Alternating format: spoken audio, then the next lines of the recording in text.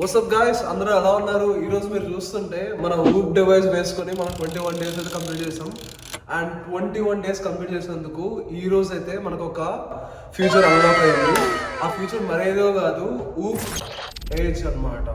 ఈ ఊప్ ఏజ్ కోసమే అసలు చాలా మంది ఊప్ సబ్స్క్రిప్షన్ అయితే తీసుకుంటారు. ఎంత పర్ యానం లైక్ 23,000-25,000 పెట్టి.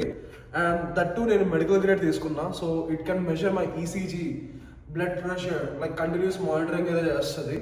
అండ్ ఊప్ ఏజ్ వచ్చేసరికి ఏంటి అంటే it measures your biological age. మీరు ఇప్పుడు క్రొనలాజికల్గా ఒక ఏజ్ ఉండొచ్చు. లైక్ నేనైతే December 1st, 2000 పుట్టా. So it's obviously I'm 25 years old. But ఊప్ నాకు ఎంత ఇచ్చింది అంటే మీరు బయలాజికల్గా ఇట్ ఈస్ లైక్ 22.3 ఆర్ 22.4 అలా ఇచ్చింది అనమాట.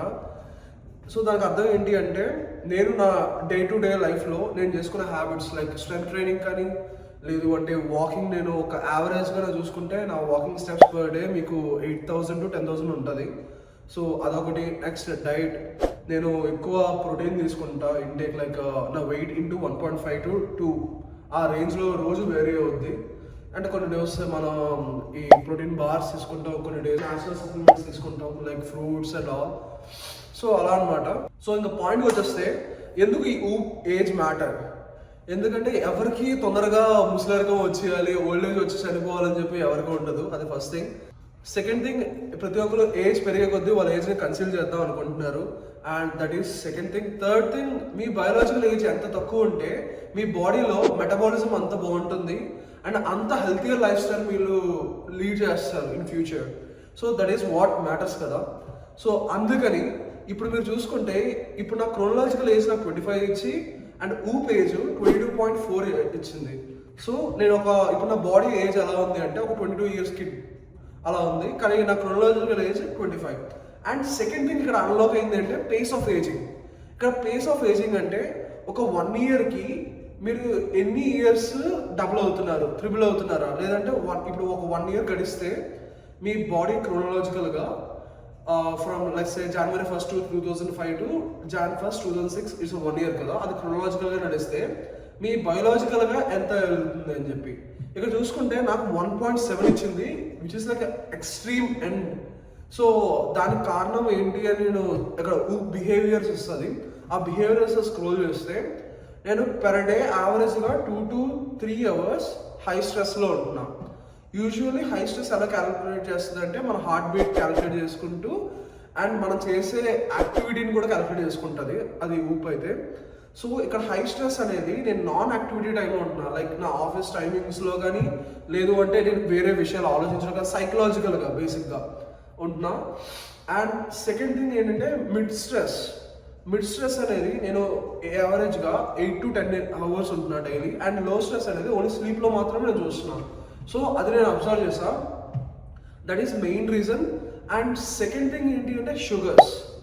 నేను యూజువలీ షుగర్స్ అయితే చాలా మినిమలిస్టిక్గా అవాయిడ్ చేస్తున్నా, కానీ షుగర్స్ ఇంకా అది తినడం కూడా బేసిక్గా లైక్ చాక్లెట్స్ కానీ లేదంటే డోనట్స్ కానీ అలాంటివి తినడం వల్ల ఏజ్ అయితే నాది ఒక 3 months అయితే పెరిగిందనమాట. సో ఇక్కడ నేను అబ్జర్వ్ చేసింది ఏంటి అంటే మెయిన్గా మనకి సైకలాజికల్గా మీరు మెంటల్ హెల్త్ ఎంత బాగుంటుంటే అంత బాగుంటుంది అని చెప్పి నాకు అర్థమైంది. సో మన గోల్ ఏంటి అంటే ఇది ఎవ్రీ 1 weekకి క్యాలిబ్రేట్ అవుద్ది. సో ఈ వీక్ అయిన తర్వాత మీకు ఆ స్టాట్స్ అయితే ఇక్కడ మీకు చూపిస్తున్నారు కదా, ఈ స్టాట్స్ నుంచి మనం ఇంకా మన బయలాజికల్ ఏజ్ తగ్గించాలి.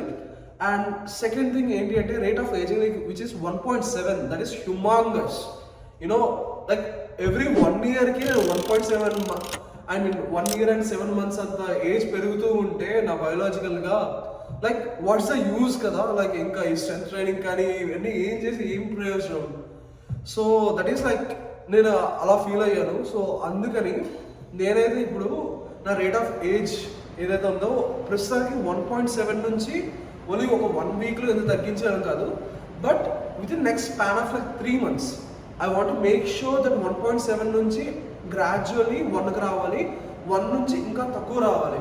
మీకు బ్రయన్ జాన్సన్ ఆయన తెలిసి ఉంటాడు కదా, యాంటీ ఏజింగ్ హ్యాక్ కోసం చేస్తున్నారు. ఆయన చేసినప్పుడు ఆయన రేట్ ఆఫ్ ఏజింగ్ నేను చూస్తే అది 0.6 అలా ఉంటుంది. అండ్ ఎవరైతే ఈ రెగ్యులర్ థెరపీ అని కొన్ని కోల్డ్ ప్లంజెస్ అని రికవరీ కోసం వాడుతూ ఉంటారో వాళ్ళ రేట్ ఆఫ్ ఏజెస్ అనేది రేట్ ఆఫ్ ఏజ్ పేసింగ్ అనేది ఈక్వల్ టు 0.7 0.8 అలా ఉంటుంది, అంటే <1 ఉంటుంది. మన ఐడియల్ గోల్ అయితే <1. దాంతోపాటు నేను వెయిట్ లాస్ జర్నీలో ఉన్నాను. ఇప్పుడు నా వెయిట్ అయితే 80 kgs అండ్ బాడీ ఫ్యాట్ అయితే 24%. మనకి 6 ప్యాక్ మీరు అంటారు కదా, విజిబుల్ 6 ప్యాక్స్ మంచిగా రావాలంటే 16% అనమాట బాడీ ఫ్యాట్ ఉండాలి, లైక్ మంచిగా కనిపించడానికి. ఇంకా ఆస్థెటిక్ గా రావాలి అంటే 12%, ఇంకా 10% అండర్లో మెన్కి అయితే వస్తే మాత్రం అది బాడీ బిల్డర్స్ ఆ రేంజ్ లో ఉంటారు. సో మన టార్గెట్ అయితే 16% to 14%, అది ఐడియల్ గా మనకైతే. ఎందుకంటే నేను లైక్ సప్లిమెంట్స్ ఇవన్నీ అవాయిడ్ చేస్తూ మంచిగా డైలీలో ఏదైనా అప్పుడప్పుడు చిన్న చిన్నగా స్నాక్స్ తింటూ లైక్ ఒక హెల్దియర్ లైఫ్ స్టైల్ లీడ్ చేద్దాం అనుకుంటున్నాం. సో ఇదంతా మెయింటైన్ చేస్తూ ఇతర ఊపిని మనం మంచిగా మెట్రిక్స్ ఎలా బిహేవియర్ అవుతుందనేది మనం చూసుకోవచ్చు. మీరు చూస్తే ఇక్కడ నాకు వార్మ్ బాత్ తీసుకోవడం వల్ల ఎలా అవుతుంది, ఆర్ ఎల్స్ నేను నిద్రపోయే ముందు ఆఫ్ స్క్రీన్ తీసుకొని ఒక ప్రెజెన్స్ ఒక బుక్ చదివితే నా బాడీ ఎలా రియాక్ట్ అవుతుంది, ఇలాంటివన్నీ ఊపిలో మనం బిహేవియర్ అనాలిసిస్ చేయొచ్చు. సో ప్రతిదీ మనం చేస్తున్నాం అండ్ ఈ జర్నీలో I want you to be all in the part of it. Let's go guys, let's go.